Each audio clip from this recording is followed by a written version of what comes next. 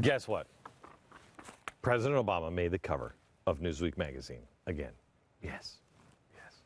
Surprising. Actually, it's not surprising unless you read Hit the Road, Barack, Why We Need a New President. What? Don't be fooled. It's not a shift in philosophy, really. I mean, the pages right before are Mitt's seedy coming out party where they talk about the strip clubs in Tampa. Yes, that's why Mitt was the one that said, we have got to do the GOP convention. They're in Tampa because Joe Redner. We could go to the strip clubs. Yeah, that's it. What this front cover is Newsweek magazine saying, gee, we've destroyed ourselves.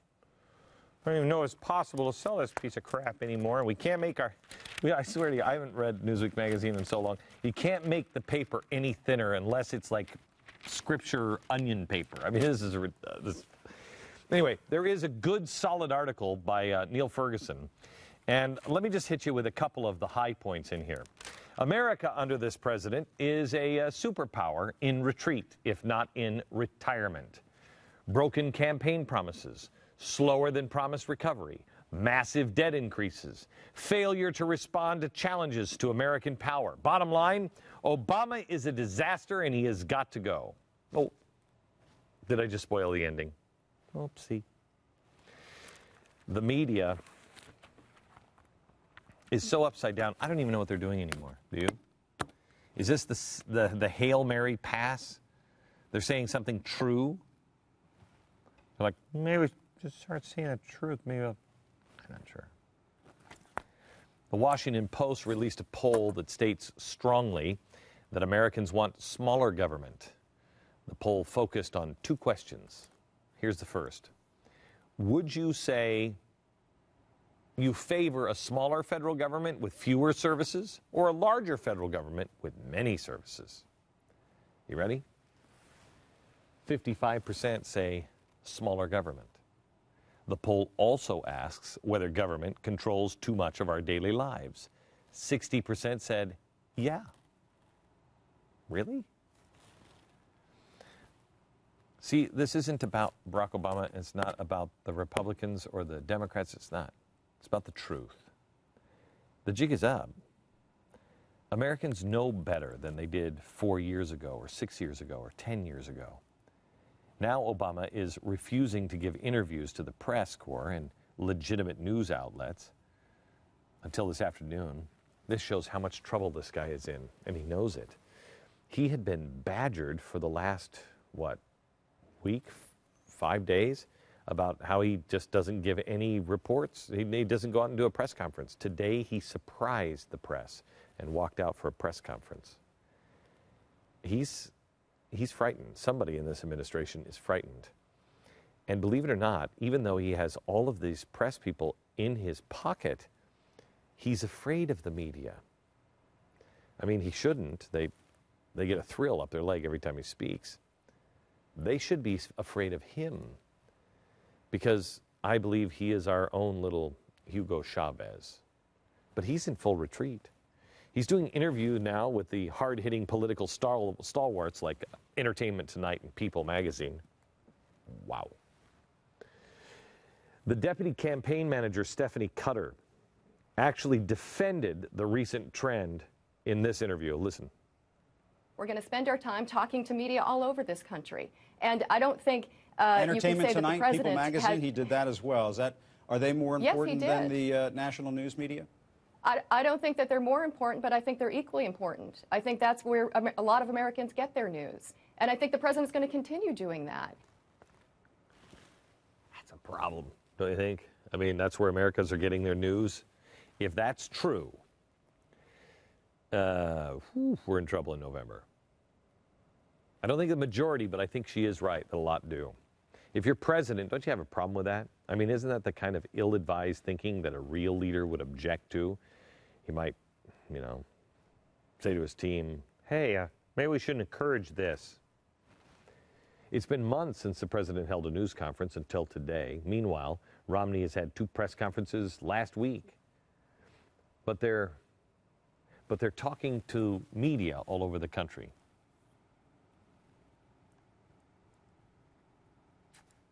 but they found a way now to even bypass the press here.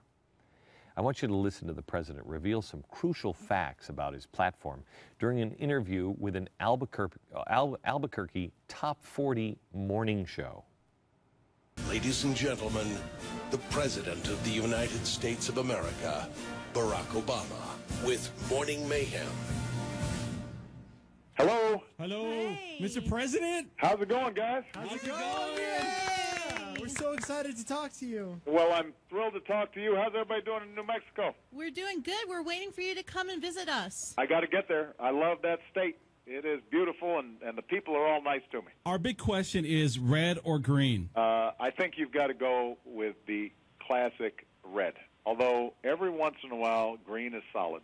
But I'm just going with red on this one. Oh, yeah. Nice.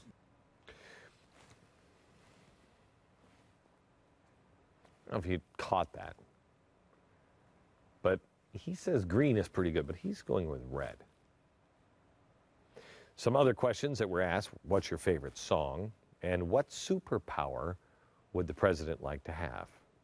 I always thought it would be good to say America. I'm surprised he didn't say China, but he said he just liked the ability to speak any language. I don't think that's a superpower, Mr. President. If it is, it's a crappy one. I'm guessing it would make it easier for him to lie in foreign countries. I'm not really sure. But another question was, where's the best place to get soul food in the Chicago area? Now, Barack has some pretty good recommendations, but don't let Michelle find out, or she could use her superpowered muscled arms to beat the fat out of you. I'm just saying. We had some inside information today on this particular interview, and this should give you hope. Obama's campaign reached out to this radio station. The radio station didn't. The campaign reached out and said, how would you like to have the president on? Of course, we'd have a few rules. And they didn't just open up the phone book and say, radio station. They had to pick the third-rated morning show in Albuquerque. How many shows are there? 3? They picked the third-rated radio show in the market in a state where they lost 15, or they won over McCain by 15 percentage points. This is a desperate, desperate campaign. What is it that they know that we don't know? Why are they trying to shore up their support, and not in smart support? Just like can you talk about food and maybe we'll get a few votes because he's likable? And they're doing it in a state where he won by 15 points. There's trouble. Change. It's a-coming. You bet it is. And to that extent, we'll be covering the Republican National Convention with enough resources to make Entertainment Weekly blush. When I used to watch Fox and Friends in the morning, I really liked Brian and Edie Hill a lot. And don't get me wrong, they're all fine, but Edie was really, I thought, really, really smart. Surprise, surprise, Edie Hill lives down here in Texas. So we reached out to her and we asked her, Edie, would you mind joining us? She'll be joining us as will Essie Cupp and Will Kane and Andrew Wilkow. And they're going to be providing our live convention coverage all next week for the Republican National Convention. We're going to have people stationed here in Dallas. Edie and the gang are going to be out in Tampa, Florida, and we're covering it from what's happening on the streets to what is happening inside the convention center. And this is going to be coverage that you won't get anyplace else. This is going to be smart, young, not GOP convention coverage. You see, I think we've already won. We just have to not lose our heads and just keep doing the right thing and just keep focused on what is important. Remember a covenant that we've made. And just keep marching forward. Just finish the game. Join us all next week from the GOP convention. Coverage like nowhere else.